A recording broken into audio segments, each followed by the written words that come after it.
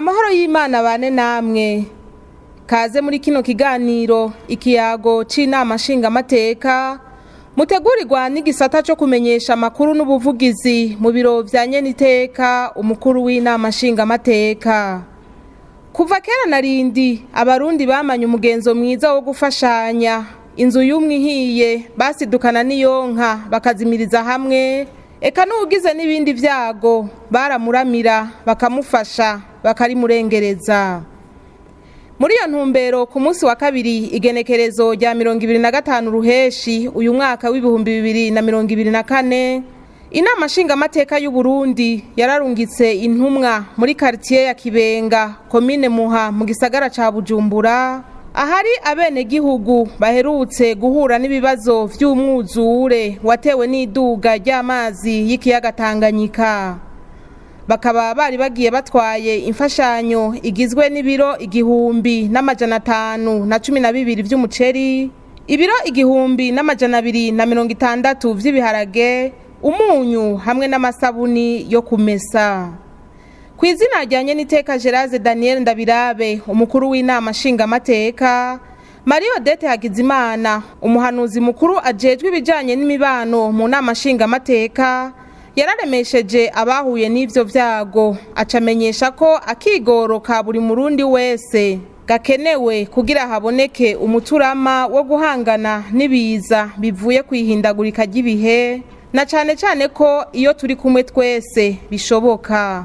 Kw'izina ry'umukuru w'inama nshingamateka y'u Burundi nyeniteka Geraze Daniel Ndabirabe yadutumye gushika ngaha, no kw'izina ryacu nyene turabaramukije amahoro y'Imana.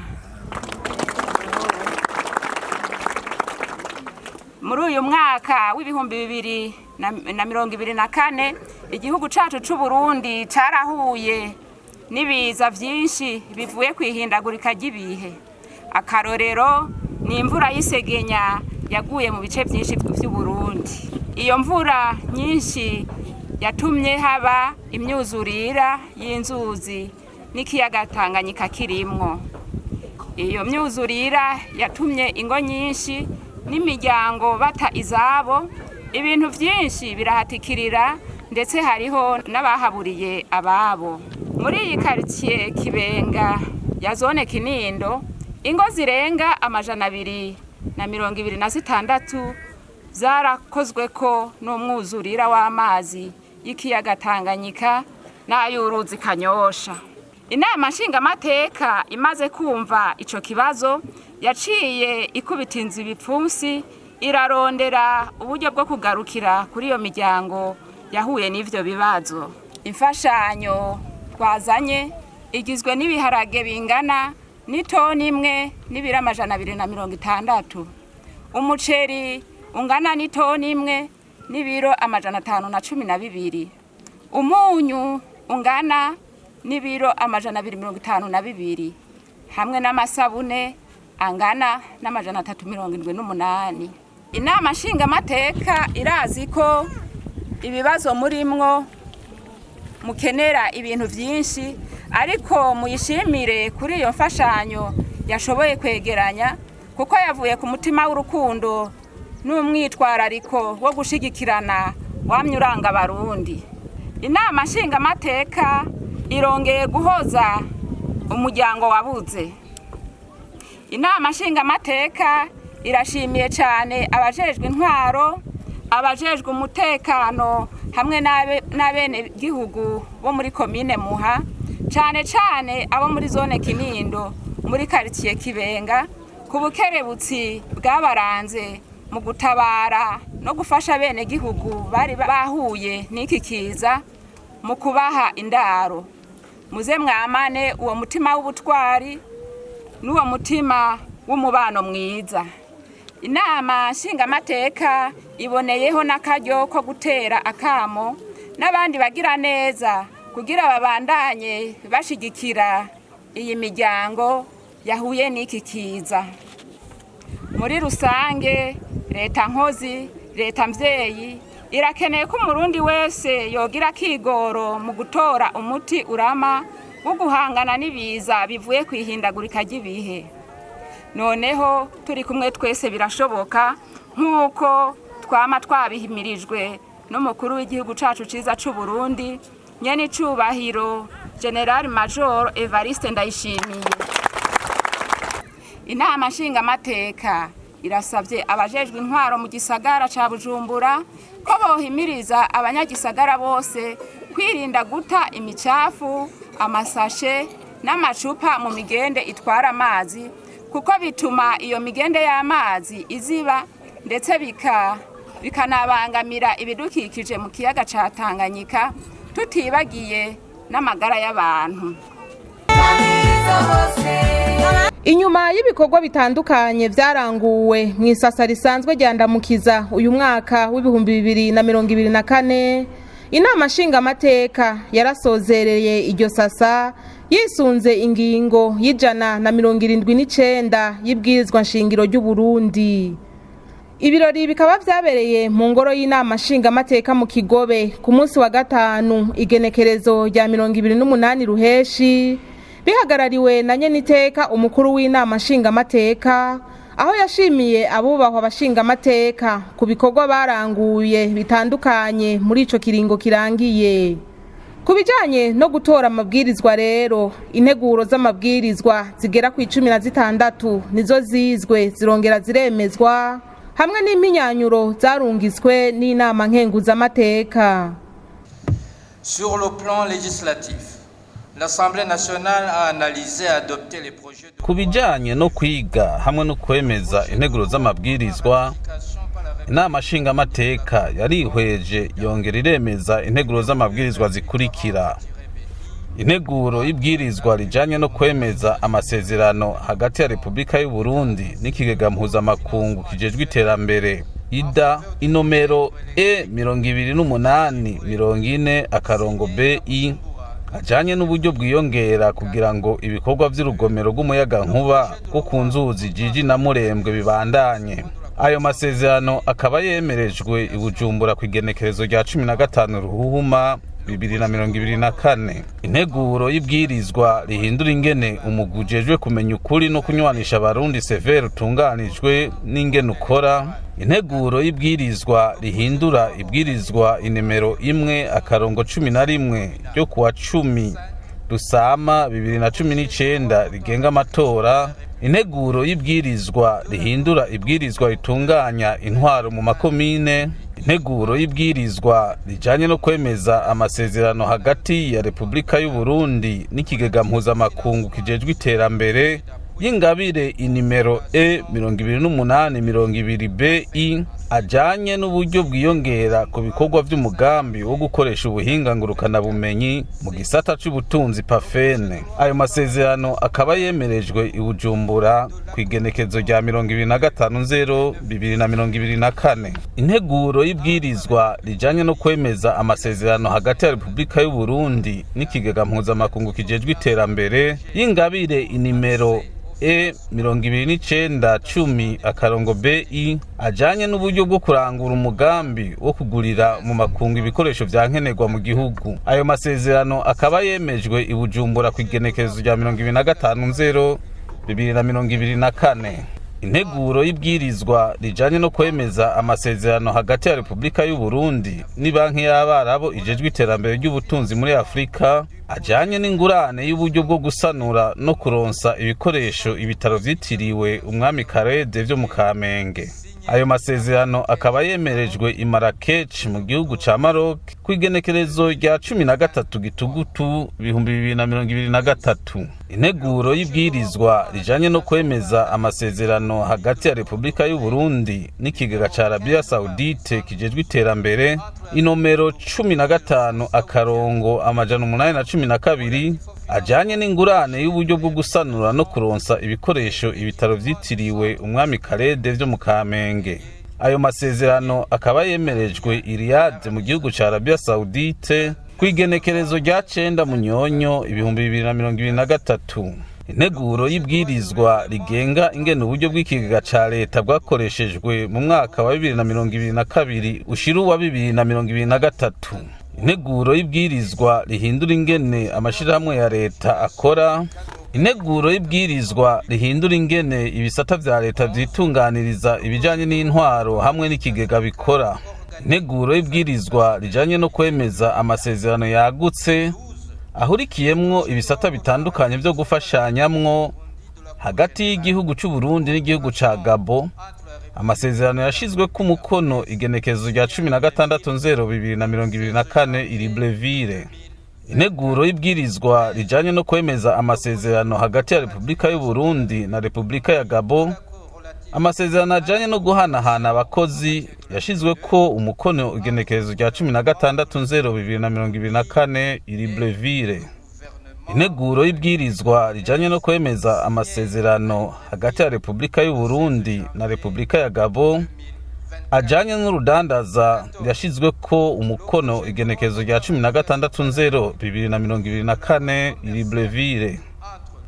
Integuro y'ibwirizwa rihindura ibwirizwa inomero 1/19 ryo kuwa 14 Nyakanga 2018 rihindura ibwirizwa inomero 1/15 ryo kuwa 9 Rusama 2015 rigenga ukumenyesha amakuru mu Burundi. Integuro y'ibwirizwa rigenga uburyo leta izokoresha mu mwaka wa 2024 ushira wa 2025. Inama nshingamateka kandi yarongeye kwihweza ubugira kabiri integuro y'ibwirizwa rigenga gutumatumanako biciye mu buhinga ngurukana bumenyi no mu maposita. Vyongeye inama nshingamateka yarihweje impinyanyuro zarungitswe n'inama nkenguzamateka kuri izo nteguro z'amabwirizwa twadondaguye. De loi que nous venons de citer ont été analysés et adoptés par les honorables députés. Nayo kubijanye no kugenzura ibikorwa vya leta, ikiringo c'isasa risanzwe ryandamukiza uyu mwaka w'ibihumbi 2024 caranzwe hanini n'ingendo zagiye ziragirwa mu gihugu hagati n'abashingamateka bagize imigwi yamaho itandukanye, aho bishikiye ku rubuga baragenzura ibikorwa vya leta n'ibindi bisata bikorana. Muri ico kiringo kabaye kandi n'akaryo ku bagize ibiro vy'inama nshingamateka ko gusangira ikivi n'abene gihugu mu kubatera intege mu bikorwa vy'iterambere rusangi. Sur le plan du contrôle de l'action gouvernementale, ku kijanye no kugenzura ibikorwa vya leta, inama nshingamateka na nkenguzamateka zarakoranye mu ngoro y'amakoraniro kugira bakurikirane ishikirizwa ry'icegeranyo c'ingene integuro y'ibikorwa n'uburyo bwa leta vyakoreshejwe mu mezi 6 ya mbere y'umwaka wa 2023 ushira umwaka wa 2024. Inama nshingamateka yarakiriye kandi mu ikoraniro umwihwezo wa sentare yubahiriza amatungo ya leta ku nteguro y'ibwirizwa rishinga amafaranga leta izokoresha mu mwaka wa 2024 ushira 2025. Ikirenze ko inama nshingamateka yarakurikiranye ingene sentare yubahiriza amatungo ya leta ishikiriza icegeranyo ca nyuma c'isuzuma yakoreye umugwi wigenga ujejwe agateka kazina muntu CNDH. Nitogwa ry'umwe mu bagize umugwi wo kumenya ukuri no kunywanisha abarundi severe ryari mu vyari vyategekanijwe kurangurwa n'inama nshingamateka. Ambasaderi Selemani Mosi niwe yatowe ngo asubirire umuhisi Sheikh Abdallah Kajandi. Mu ikoraniro rya bose inama nshingamateka yarakiriye kandi icegeranyo cavuye mu rugendo rw'abagize umugwi w'amaho mu nama nshingamateka ujejwe ubutungane n'agateka kazina muntu wagize mu bisata bitandukanye vy'ubutungane mu gihugu cose. Iryo shikirizwa ry'icegeranyo ryakurikiwe n'ibibazo vyunganirwa vyabajijwe umushikiranganje w'ubutungane Domine Banyankimbona. Mwiri sasa ryandamukiza dusozereye imigwi 3 yamaho yarishikiye ku kivi. Twovuga umugwi w'amaho ujejwe uburimyi, ubworozi, ibidukikije, iterambere ry'amakomine n'ibikorwa vya leta. Barashitse kwirabira aho umugambi ujanye no kugabanya ingaruka zivuye kwihindagurika ry'ibihe ugeze. umugwi wamaho ujejwe umutekano no kwivuna abansi warishikiye ahabera inyigisho za gisirikare n'iz'igipolisi kugira ngo bihweze indinganizo ijanye n'iyinjizwa ry'abasirikare n'abapolisi muri izo nzego hamwe n'ubuzima babayemwo. Umugwi wamaho ujejwe imibano, gutahukana impunzi, kunganisha amahirwe no kurwanya sida waratohoje ku bijanye n'ingene igisata ca leta kijejwe kuvuza abakozi mutuelle de la fonction publique gitunganiriza abanywanyi baco. Twobamenyesha kandi ko umugwi wamaho wo mu nama nshingamateka mu vy'ujejwe harimo ubutunzi wakoze umwiherero wo gusuzuma vyimbitse integuro y'ibwirizwa rishinga amafaranga leta izokoresha mu mwaka wa 2024 ushira 2025. Iruhande y'ivyo bikorwa vy'imigwi yamaho, inama nshingamateka yaratunganije izindi ngendo cane cane mu ntara za Cankuzo, Gitega, Muyinga, Muramvya, Ngozi na Rumonge mu ntumbero yo gushitsa inshingano zo guserukira bene gihugu. Abagize ibiro vy'inama nshingamateka barifadikanije n'abene gihugu mu kurangura ibikorwa vy'iterambere rusangi, aho baboneyeho akaryo ko guhamagarira abene gihugu kubungabunga umwimbu baronse, birinde amarigara, bijukire nyabuna ibikorwa bibateza imbere, batibagiye kubumbatira amahoro n'umutekano vyo soko ry'iterambere rirama.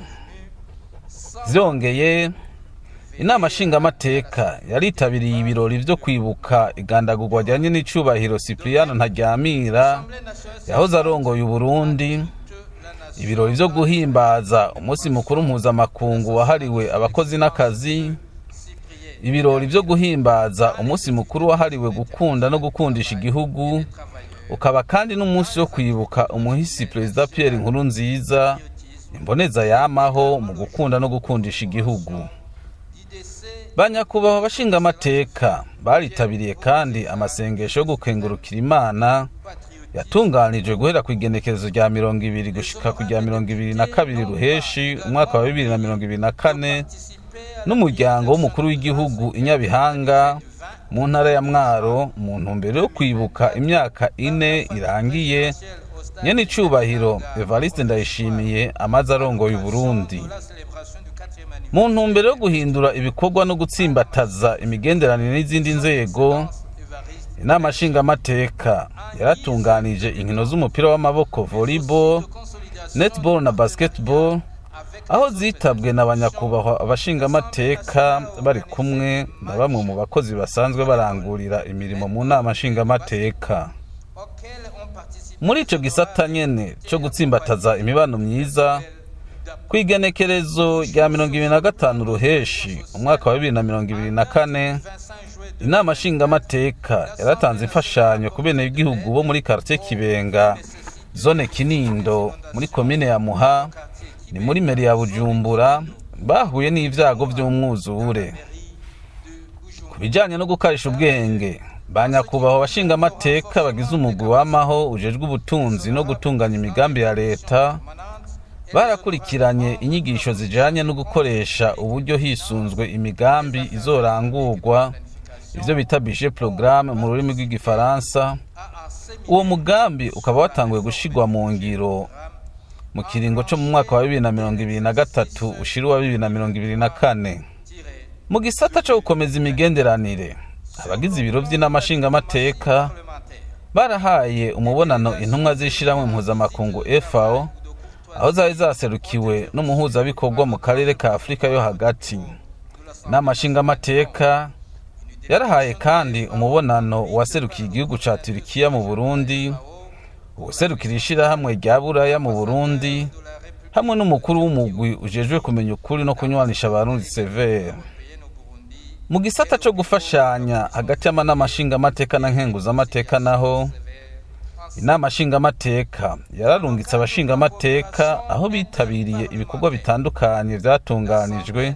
Aha twovuga inama yahuza amanama nshingamateka na nkenguzamateka z'ibihugu vyo mu karere k'ibiyaga binini FPCRGR yabereye i Livingstone muri Zambia. inama yahuza amanama nshingamateka na nkenguzamateka kugira barabire hamwe ibijanye n'igwirirana ry'abantu n'iterambere yabereye Oslo mu gihugu ca Norvege. Abashingamateka bararungitswe kandi kuraba uko amatora atunganywa muri Afrika y'Epfo.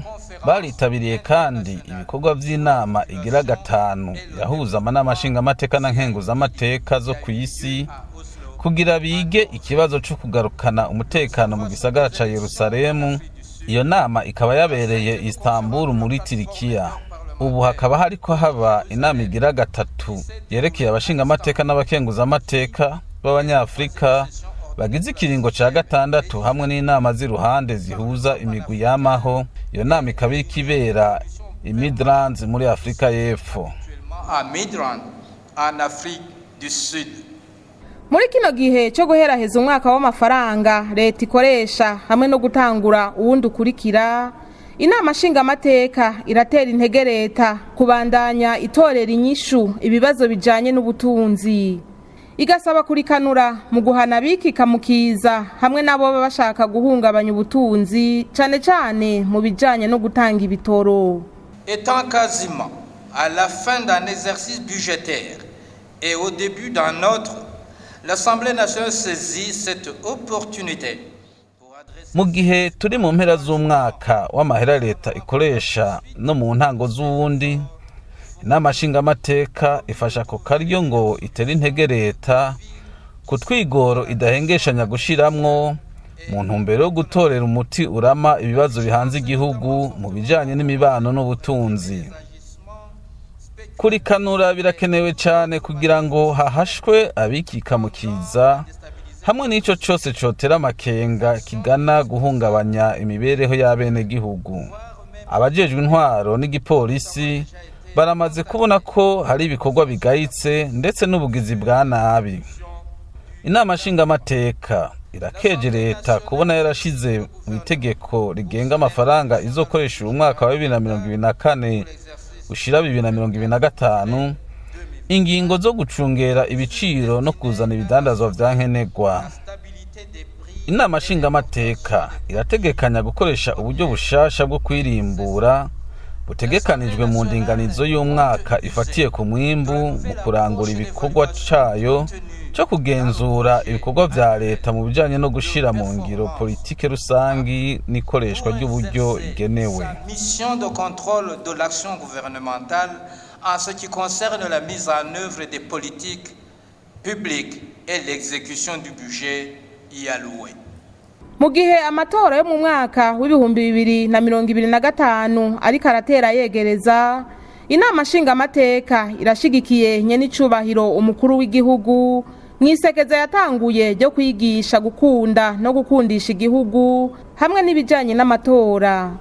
Ikaba yifatanije nawe mukamo yateye abenegihugu ko gukunda igihugu co mpetso yacu twese, ari navyo bizotuma amatora yimirije abenegihugu bayitaba mu bumwe kandi bafatanye mu nda. Sur un autre registre, celui de la préparation des élections législatives, communales et collinaires programmées en 2025, l'Assemblée nationale a adopté au cours de cette session parlementaire la modification du code électoral pour notamment l'adapter à la nouvelle restructuration. Dutandukiriye urundi rwego rwerekeye kwitegurira amatora y'abashingamateka n'abakenguzamateka ay'amakomine n'ay'imitumba asanzwe ategekanijwe mu mwaka w'ibihumbi 2025. Inama nshingamateka yaremeje muri rino sasa ihinduka ry'itegeko rigenga amatora mu ntumbero yo kururanisha n'indinganizo nshasha z'intara, amakomine n'imitumba, ibituma n'ibibanza vy'amatora bihinduka. Kubona umugwi ujejwe gutunganya amatora seni mu mfunyafunyo uzuri ku kivi, nta nkeka ko amatora yo muri 2025 yimirije.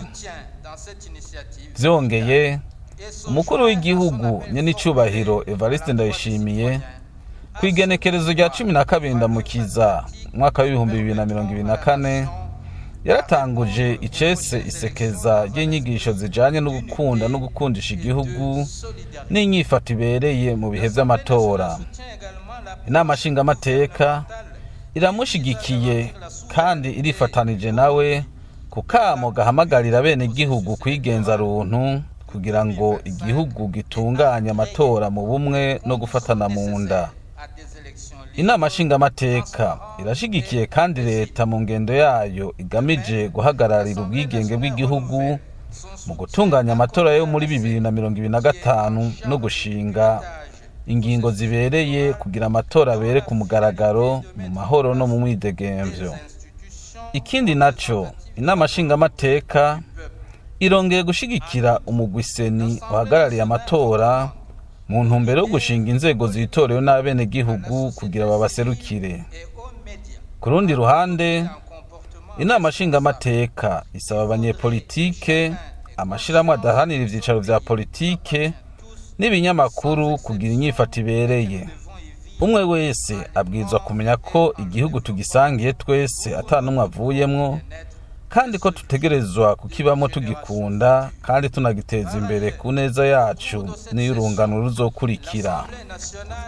Kanatsinda muri Risasa, inama nshingamateka yarababajwe n'inyifato y'imigwi y'iterabwoba yagandaguye abenegihugu bitekaniye mu gisagara ca Bujumbura bafise ihangiro rigayitse ryo gucafuza Uburundi mu kubusubiza mu ndyane. Inama nshingamateka yongeye gutera ivyatsi iyo ngendo y'ubuhemu kandi igahamagarira abarundi bose kuguma bafatanye mu nda no gushengeza ububateye amakenga muri kino kiringo co kwitegurira amatora. Tuboneyeho gukeza ubugira kandi inzego zo kwivuna abansi n'umutekano ku bikorwa vyabo vy'iteka. Turabateye intege kubandaniriza kuri uwo murindi muri iyi mirimo yabo ntangere kugira igihugu gitekane. Dusozereye twongera gukengurukira abashitsi bo mu ngoro y'inama nshingamateka kubona bitabiriye bino birori. Turifurije bagenzi bacu b'abashingamateka akaruhuko keza ko kobabera kandi akaryo keza ko guhura n'abenegihugu batororokanye ibibabakiye, na cane cane guhimbaza hamwe umunsi wo guhimbaza imyaka 62 igihugu kimaze cikukiye. Icifuzo cacu nyamukuru nuko umwe wese yokora ibishoboka vyose kugira ngo amahoro n'umutekano bitsimbatare mu gihugu cacu ciza. Ni kuri ico cifuzo dusozera ibikorwa vy'isasa risanzwe ry'inama nshingamateka na nkenguzamateka zo muri Ndamukiza umwaka w'2024. Fasse tout ce qui est possible pour que la paix et la sécurité soient sauvegardées dans notre beau pays.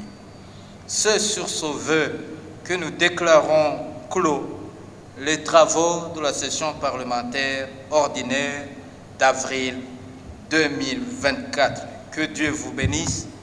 Nous vous remercions. Ivyo birori bikaba vyari vyitabwe n'abatumire batandukanye, abashikiranganje ba leta y'u Burundi, abaserukira ibihugu vyabo n'amashirahamwe mu Burundi, abagize inzego z'umutekano no kwivuna abansi n'abandi. Aha hakaba ari naho dusozereye kino kiganiro. Turabashimiye mwebwe mwese mwagikurikiye, naho ubutaha.